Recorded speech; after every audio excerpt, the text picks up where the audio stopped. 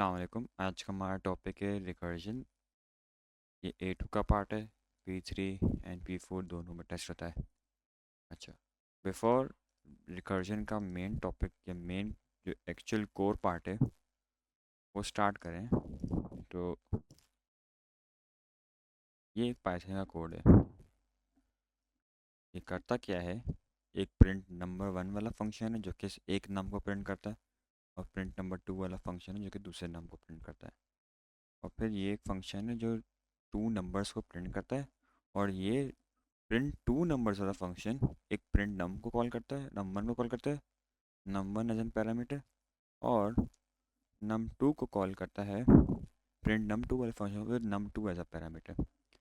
अब होता यह है, वेन एवर हमारे कंप्यूटर में हम रिकर्जन क्या फंक्शन कॉल करते हैं, तो अगर किसी फंक्शन के अंदर कोई और मल्टीपल फंक्शंस भी कॉल हो रहे होते हैं तो वो एक तरीके से आपके स्टैक में स्टोर होते हैं। कैसे? फॉर एग्जांपल ये मेरा स्टैक है। मैंने इस कोड में सबसे पहले प्रिंट टू नंबर्स को कॉल किया। अब प्रिंट टू नंबर्स एक तरीके से मेरी स्टैक में स्टोर हो जाएगा, और इसके पैरामीटर्स हैं क्या? Wait a minute.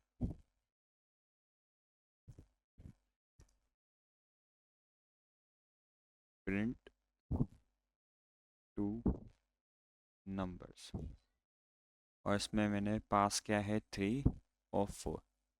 अब होगा या ये फंक्शन कॉल हुआ तो ये वाला फंक्शन एग्जीक्यूट होगा। अब हो क्या रहा है, इस फंक्शन ने अपनी पहली लाइन में कॉल कर दिया प्रिंट नंबर वन को, तो प्रिंट नंबर वन हमारा चले जाएगा स्टैक के अंदर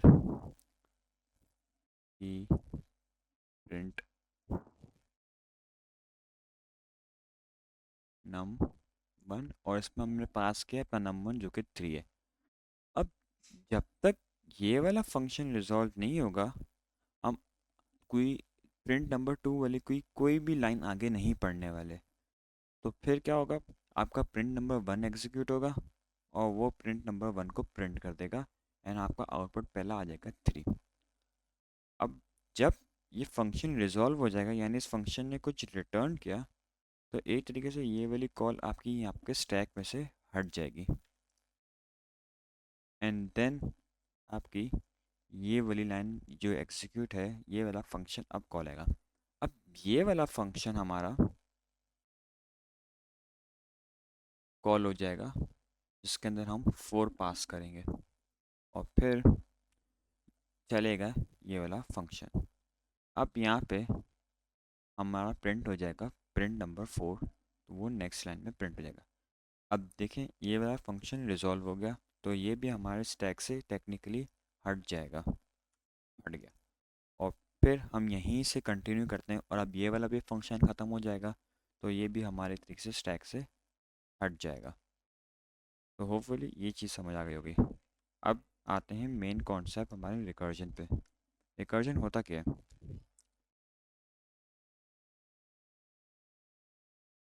A process using a function or a procedure that is defined in terms of itself and calls itself। इसका क्या मतलब है? एक फंक्शन वो फंक्शन जो अपने आप को ही कॉल करता रहता है और अपने आप के ऊपर डिफाइन हुआ है। एक यूनिवर्सल सबसे पहली एग्जांपल है हमारे किसी भी को समझाने से पहले, ये है एक फैक्टोरियल वाला कोड है हमारा। इसमें क्या हो रहा है, आपका फैक्टोरियल कैलकुलेटर है। एफ आई से आपको कि मुझे कैलकुलेट करना है 5 का फैक्टोरियल। डू यू एग्री ये 5 टाइम्स 4 फैक्टोरियल है? डू यू एग्री ये 5 टाइम्स 4 टाइम्स 3 फैक्टोरियल है? डू यू एग्री ये 5 टाइम्स 4 टाइम्स 3 टाइम्स 2 फैक्टोरियल है?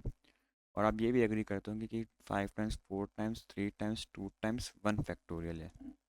तो हमारे यहाँ पे भी यही हो रहा है, एक तरीके से ये यहाँ पे कोई नंबर होगा और उसके -1 वाले नंबर से मल्टीप्लाई होगा। अब यहाँ पे दो चीज़ें, ये जो हमारी लाइन है ये है हमारी बेस केस है, और ये जो हमारी लाइन है जनरल केस है। अब बेस केस क्या होता है?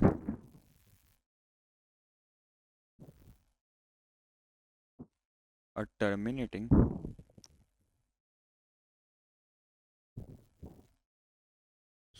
Solution to a process that is not recursive. सही है, यहाँ पे हमारा जो भी हो रहा है, यहाँ पे हमारा फंक्शन की कॉलिंग स्टॉप हो रही है, तो तभी ये एक बेस केस है। अब जनरल केस क्या होता है? इसका उल्टा होता है, अ सॉल्यूशन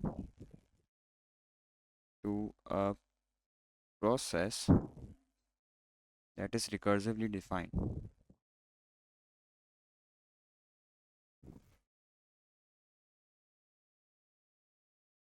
हिसाब से अपने इसको सॉल्व करना है।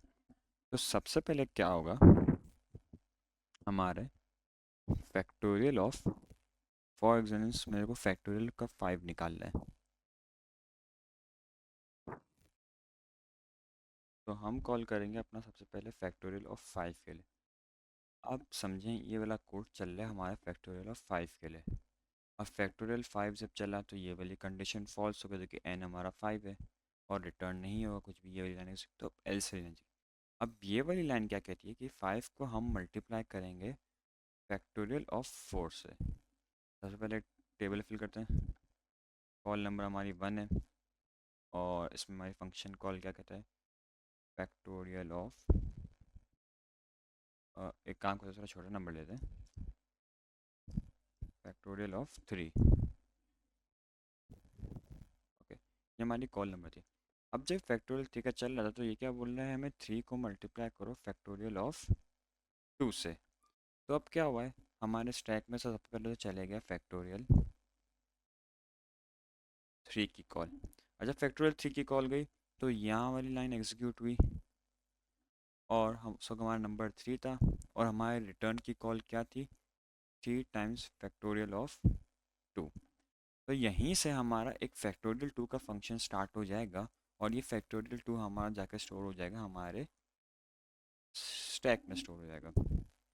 ओके, फिर इसके बाद कॉल नंबर 2 थी हमारी, जो कि फैक्टोरियल ऑफ 2 के लिए थी, n की वैल्यू हमारी 2 है। अब 2 के लिए फंक्शन चलेगा, कंडीशन फॉल्स। अब ये क्या बोले, 2 को मल्टीप्लाई करो आप फैक्टोरियल ऑफ 1 से।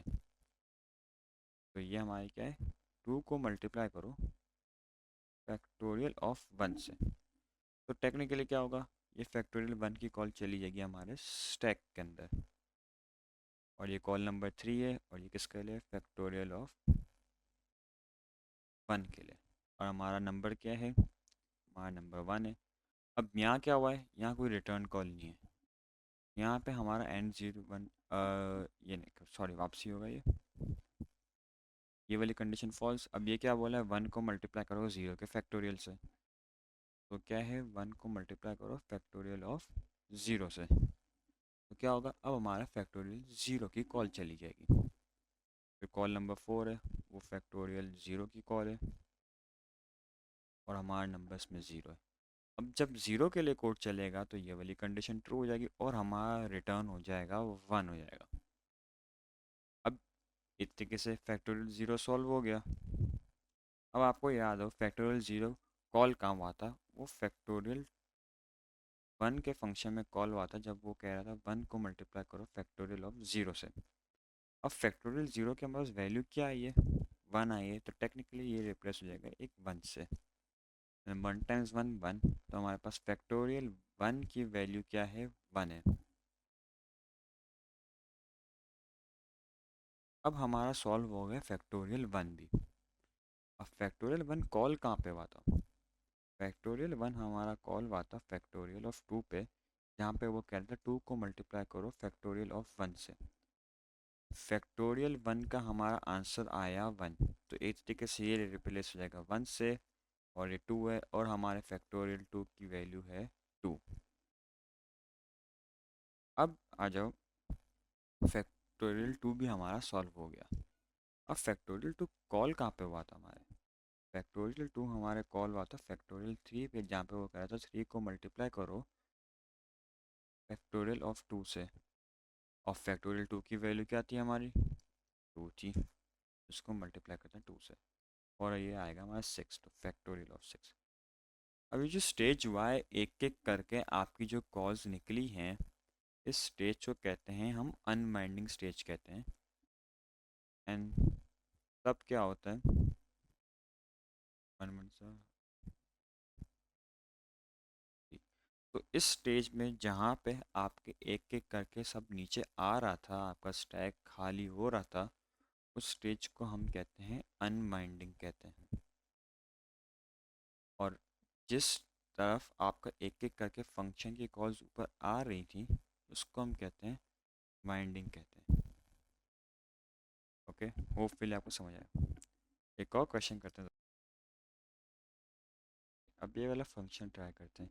ये कंपाउंड इंटरेस्ट कैलकुलेट कर रहा है, तो मैं सबसे पहले मेरी कॉल है कि मैं कंपाउंड इंटरेस्ट कैलकुलेट करूँ। मैं पूरा नहीं लिख रहा, 100 के लिए, और मुझे कैलकुलेट करना है ये 3 साल के लिए at a rate of 1 point यानी 5% के रेट पे मेरे को करना है। तो सबसे पहले हमारा ईयर्स कितने हैं? 3, और ये हमारी पहली कॉल है। तो ये कंपाउंड इंटरेस्ट वाली कॉल आपके स्टैक में स्टोर हो जाएगी, बिकॉज ये सबसे पहली कॉल थी। क्या वो ईयर्स हमारे ज़ीरो के बराबर है? नहीं बराबर है, तो ये बेस केस पे हम नहीं आएंगे। एल्स में और टोटल में कंपाउंड इंटरेस्ट को हम मल्टीप्लाई करेंगे रेट, प्रिंसिपल को रेट से, और ईयर्स को हम -1 करेंगे। अब होगा क्या, सेकंड फंक्शन की कॉल चलेगी, कंपाउंड इंटरेस्ट आएगा हमारा 100 टाइम्स 105 बनता है, 105 बनता है, और ये 0.105, और ईयर हमारा माइनस हो गया। अब ईयर हमारा 2 है। अच्छा, हमारी टोटल की कॉल क्या थी? टोटल की कॉल भी यही थी कि हम कंपाउंड इंटरेस्ट को 105.105 2 से करेंगे कॉल, क्योंकि हमने यहाँ पे ये वाली कॉल की थी टोटल में। फिर वापसी आ जाते हैं सेकंड वाली कॉल पे। सेकंड वाली कॉल क्या बोल रही है? इसको मल्टीप्लाई करो, प्रिंसिपल को रेट से मल्टीप्लाई करो, और वापसी कॉल करो, तो ये बन जाएगा हमारा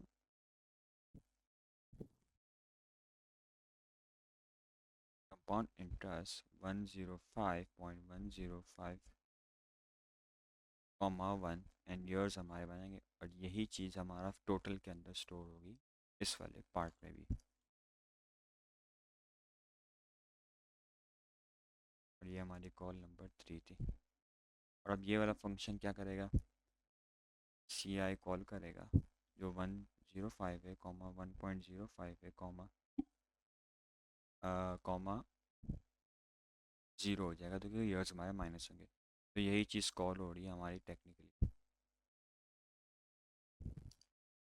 सो आप सी मेंशन कर देते हैं, कंपाउंड 5,105,1 कॉमा 0, तो कि ईयर माइनस हो गए, और ईयर 0, और ये फंक्शन खोले।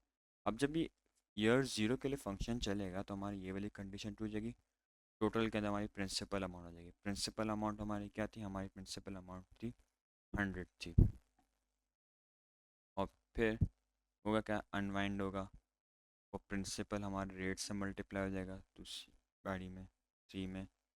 3 वाला फंक्शन चलेगा जब ईयर हमारे 3 वाले कॉल रिजॉल्व होगी, और उस वक्त ईयर हमारे 1 थे, तो ये 105 बन जाएगा।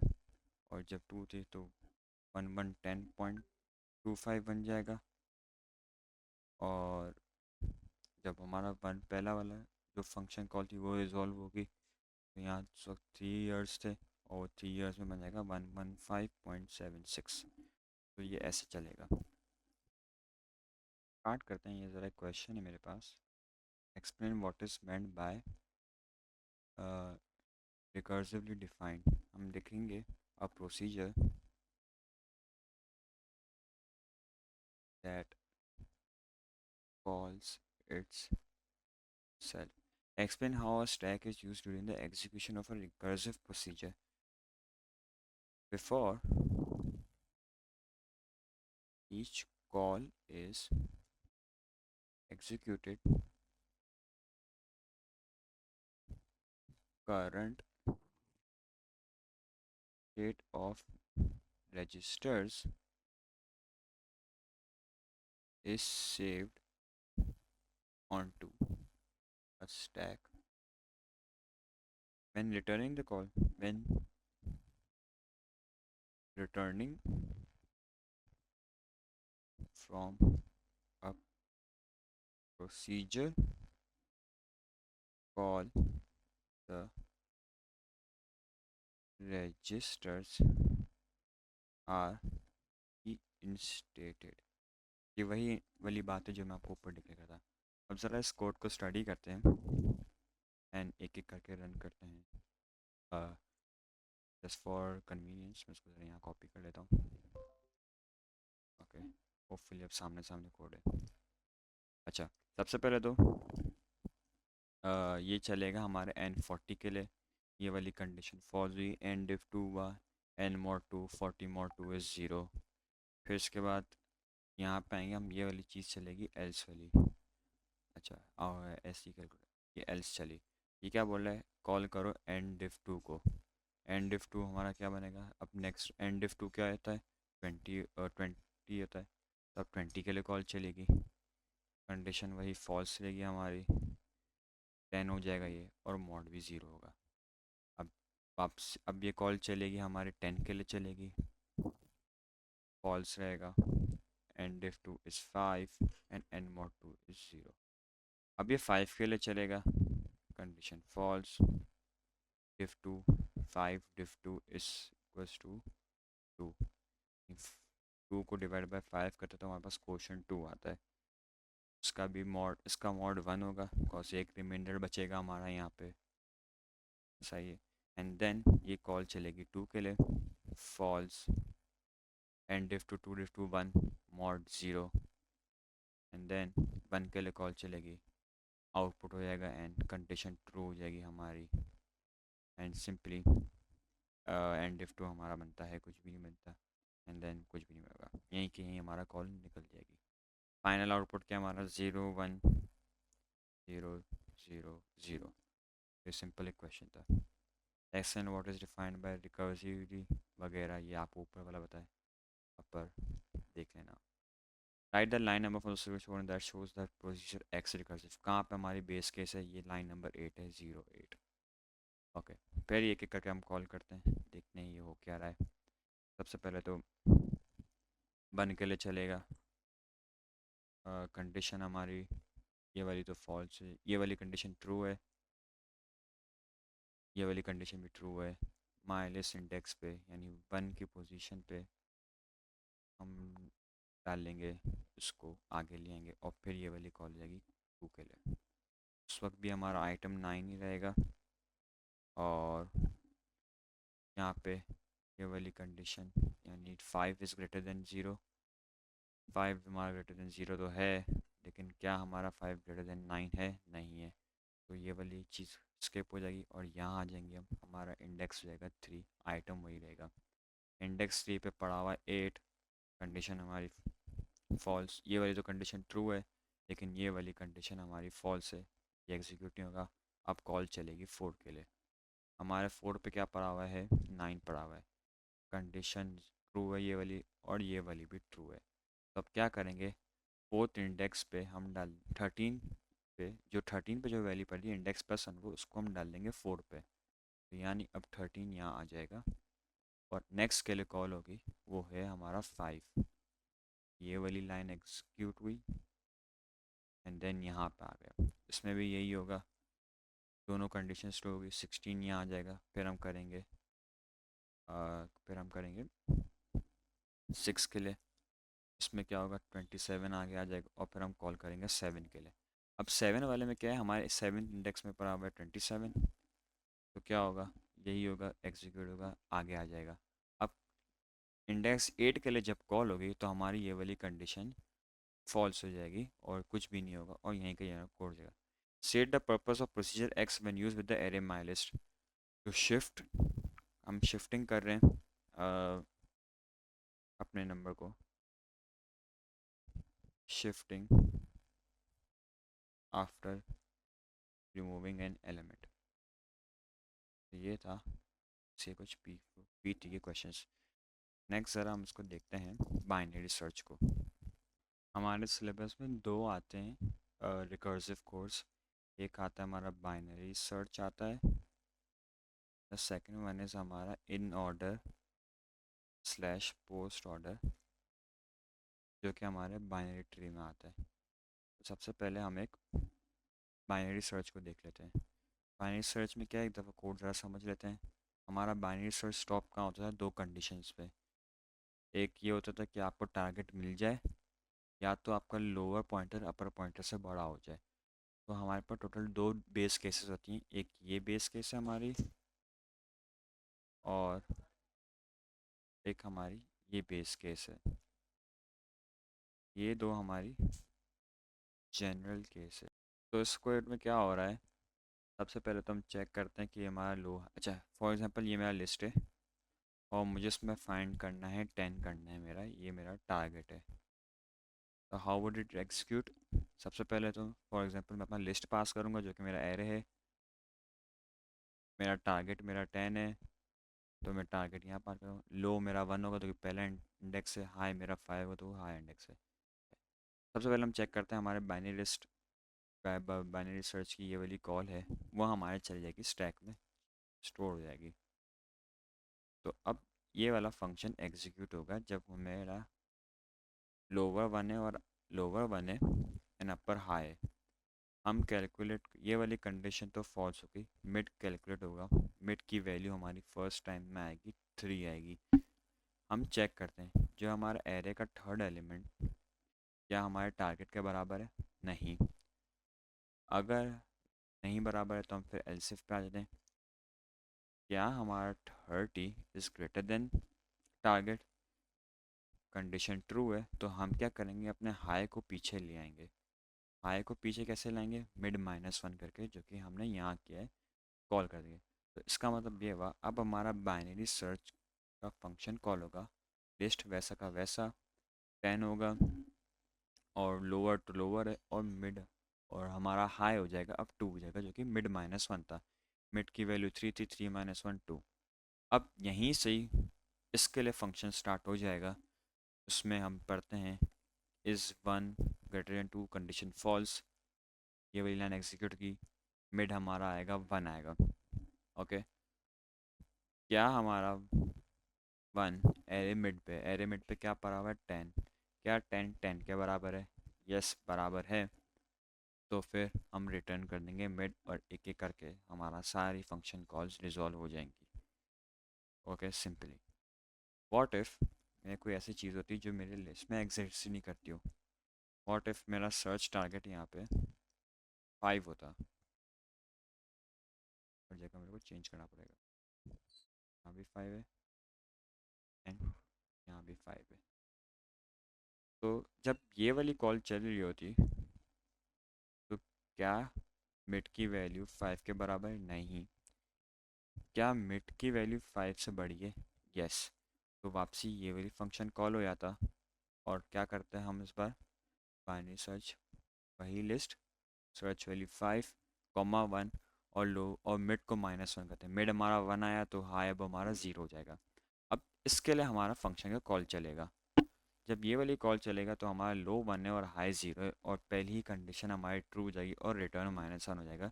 तो वो इंडिकेट करे कि हमें अपना डेटा नहीं मिला। तो ये था रिकर्सिव बाइनरी सर्च। स्टार्ट करते हैं एक और कॉन्सेप्ट, वो जो इन ऑर्डर ट्रेवर्सल है, जो कि हमारे उसमें आता है, बाइनरी ट्री में आता है। इन ऑर्डर ट्रेवर्सल होता क्या है, हम इसमें हमारे नोड्स को ऑर्डर में प्रिंट करते हैं, with the left most being the highest, smallest and the right most being the highest. तो करता कैसे काम, सबसे पहले तो हम रूट नोड पे जाते हैं और चेक करते रहते हैं कि क्या इसके लेफ़्ट पे कुछ है।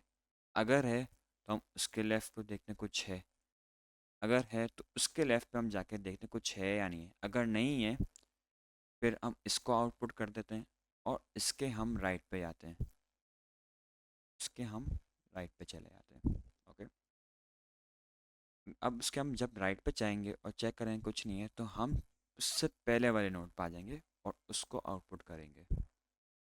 फिर हम चेक करते हैं क्या उसका कोई राइट है, अगर है तो हम उसको पहले स्टोर कर, फिर उसके पास जाते हैं, फिर देखते हैं क्या उसका कोई लेफ़्ट है, अगर नहीं है इस केस में, तो हम यहाँ पे 35 लिखते हैं और फिर हम इसके राइट को देखते हैं कुछ है नहीं है, तो वापसी हम 25 पे आते हैं और 25 से हम 50 पे आते हैं। फिर हम 50 के राइट पे आते हैं और 80 को देखते हैं क्या 80 के लेफ़्ट पे कुछ है, नहीं है, तो हम 80 को आउटपुट कर देते हैं और फिर हम 80 के राइट पे आते हैं। अब ये चेक करता है क्या मेरे लेफ़्ट पे कुछ है, अगर है तो वो उसके पास चला जाता है। फिर वो चेक करता है क्या मेरे लेफ़्ट पे कुछ है, नहीं है, तो ये अपना आप को आउटपुट करता है फिर, और फिर इसके बाद जाता है राइट पे। अगर इसके राइट पे कोई कुछ नहीं है तो वो ऊपर चले जाता है और फिर ऊपर वाले को 90 को आउटपुट करता है। तो आप देख रहे हैं एक एक करके ये कैसे ऑर्डर में प्रिंट हो रहा है डेटा। ये मेरा रिकॉर्ड है, ये मेरा एक ट्री है, पहले से प्री डिफाइंड है और मैंने पॉइंटर्स को फिल करा हुआ है। ये इन ऑर्डर है, ये हमारा बेस बेस बेस केस है और ये भी हमारा बेस केस है, सॉरी जनरल केस है।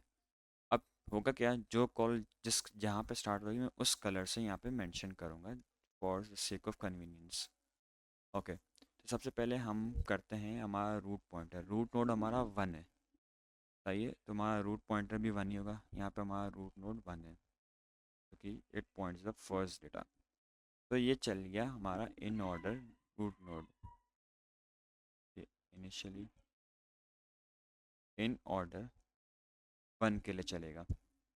अब चेक करते हैं क्या एरे नोड का रूट नोड यानी 1 पे जो 50 है, अगर उसका left pointer not equals to -1 है, देन इस फंक्शन को कॉल कर दो उसके लेफ़्ट पॉइंटर के इंडेक्स से। अब ये ब्लू वाला एरिया तो मैं ब्लू के साथ लिख रहा हूँ, इन ऑर्डर हमारे डेटा का लेफ़्ट पॉइंटर 3 है तो कॉल है। अब यहाँ से हमारा चलेगा इन ऑर्डर 3 का कोड चल जाएगा। इन ऑर्डर 3 पे हमारा क्या पड़ा हुआ है, 25 पड़ा हुआ है। चेक करें क्या हमारे 3 वाले इंडेक्स पे जो एलिमेंट है उसका लेफ़्ट पॉइंटर -1 के बराबर नहीं है, कंडीशन ट्रू है, ये वाली लाइन एग्जीक्यूट होगी अब उसके लेफ़्ट पॉइंटर के साथ। उसको मैं ब्लू से मेंशन कर रहा हूँ, इन ऑर्डर 4, सिंपल। अब ये चल जाएगा कोड इन ऑर्डर 4 के लिए, ये वाली कंडीशन वापसी ट्रू होगी क्योंकि 4 के left pointer is not equal, अच्छा सही है, ये कंडीशन फॉल्स हो जाएगी तो हम एग्जीक्यूट नहीं करेंगे ये, हम कर देंगे आउटपुट एरे नोट्स। 4 पे क्या पड़ा हुआ है, 12 पड़ा हुआ है, तो हमारा आउटपुट हो जाएगा 12, चूज़ कर लेते हैं, ऑरेंज कर लेते हैं, ओके, तो हमारा हो जाएगा 12 आउटपुट हो जाएगा। फिर हम आ जाएंगे, ये वाला एग्जीक्यूट होगी लाइन, अभी भी इन ऑर्डर 4 चल रहा है हमारा। हम चेक करते हैं क्या हमारे 12 का कोई राइट पॉइंटर है, अगर राइट पॉइंटर नहीं है जो कि ये कंडीशन फॉल्स हो जाएगी, तो हमारा जो इन ऑर्डर 4 वाला कॉल है वो एक तरीके से ख़त्म हो जाएगी, सिंपल। अब हम अपनी इन ऑर्डर 3 वाली फंक्शन को वापसी स्टार्ट करते हैं। हमारा इन ऑर्डर 3 कॉल हुआ था इस पार्ट पे, तो ये यहीं से कंटिन्यू होगा, आगे जाएगा और करेगा आउटपुट उसी एरे का रूट नोड जो कि 3 है उसका डेटा। 3 वाले इंडेक्स का डेटा है हमारा 25 है, तो 25 आउटपुट हो जाएगा, सॉरी 25। एंड देन हम चेक करते हैं क्या 25 का right pointer not equals to -1 है, कंडीशन ट्रू है, तो हम, तो अब लेट्स कंटिन्यू करते हैं अपने कोड को। हमारा इन ऑर्डर 3 वाला फंक्शन में 25 आउटपुट हो गया क्योंकि थर्ड एलिमेंट पे जो डेटा था 25 था। अब हम चेक करते हैं क्या हमारे 25 का जो राइट पॉइंटर है 7, is it not equals to -1, condition true हो जाएगी। तो अब हमारा इन ऑर्डर वाला कोड चलेगा 7 के लिए चलेगा क्योंकि 7 इंडेक्स पे हमारा 35 है। फिर 7 वाला चलेगा कोड। अब 7 वाला कोड चलेगा तो चेक करता है कि 7th एलिमेंट का left pointer not equals to -1 है, कंडीशन फॉल्स, ये एग्जीक्यूट हो जाएगा, डेटा प्रिंट हो जाएगा हमारा 35। एंड देन इसके बाद हमारा ये वाला चेक होगी कंडीशन, क्या उसका right pointer not equals to -1 है, कंडीशन फॉल्स हो जाएगी, हमारा इन ऑर्डर 7 सॉल्व हो जाएगा पूरा पूरा, सिंपल। अब इन ऑर्डर 3 भी हमारा हो गया, क्योंकि इन ऑर्डर 3 भी हमारा वहीं से सॉल्व हो गया था। अब हम बैक टू इन ऑर्डर 1 आएंगे। इन ऑर्डर 1 वाला कोड हमारा एक तरीके से यहाँ पे इसकी कॉलिंग स्टार्ट हुई थी और ये वाली लाइन एग्जीक्यूट हो गई, तो अब ये हो जाएगा 50, यहाँ पे प्रिंट हो जाएगा 50। अब हम चेक करते हैं क्या इन ऑर्डर अब हमारा ग्रीन हो जाएगा, क्योंकि हमने वहीं पे कॉल किया था इन ऑर्डर ग्रीन पे। ओके, फिर हम चेक करते हैं क्या मेरा इन ऑर्डर राइट यानी रूट नोट 50 यानी 1 इंडेक्स का जो right pointer not equals to -1 है, कंडीशन ट्रू है, तो हम उसके अब राइट पॉइंटर को कॉल करेंगे इन ऑर्डर, चलेगा हमारा इसके लिए चलेगा 2 के लिए चलेगा, क्योंकि 2 पे हमारा 80 पड़ा हुआ है। फिर हम चेक करते हैं क्या हमारा 80 का left pointer not equals to -1 है, कंडीशन फॉल्स, ये लाइन एग्जीक्यूट नहीं होगी, ये वाली एग्जीक्यूट हो जाएगी, 80 हमारा आउटपुट हो जाएगा। फिर यहाँ हम आते हैं इस वाली लाइन पे, क्या हमारा 80 का right pointer not equals to -1 है, कंडीशन ट्रू हो जाएगी, और फिर हम कॉल करेंगे 80 के राइट पॉइंटर यानी 5 के लिए, नहीं 90 के लिए हम कॉल करेंगे, तो इन ऑर्डर 5। फिर इसके बाद हम वही चलेगा, इन ऑर्डर 5 के लिए हमारा फंक्शन चलेगा। यार 90 के लेफ़्ट पॉइंटर में कुछ है नॉट इक्वल्स टू -1 है, हाँ है, तो ये वाली फंक्शन कॉल हो जाएगी। ये हमारे ब्लूज वाली जगह पे बात, हम इसको इन ऑर्डर ना 85 का इंडेक्स 6 है, यानी अब 85 वाले ये नो इंडेक्स की कॉल चलेगी। 85 का left pointer not equals to -1 है, कंडीशन फॉल्स, 85 आउटपुट हो जाएगा। फिर इसके बाद ये वाली लाइन एग्जीक्यूट, कंडीशन फॉल्स, हमारा इन ऑर्डर 6 रिजॉल्व हो गया। अब हमारा इन ऑर्डर 5 कहाँ कॉल हुआ था, यहाँ कॉल हुआ था, तो इस तरीके से ये लाइन पड़ेगी, ये लाइन एग्जीक्यूट और फिर वो भी ख़त्म हो जाएगा। बैक टू हमारा इन ऑर्डर 2।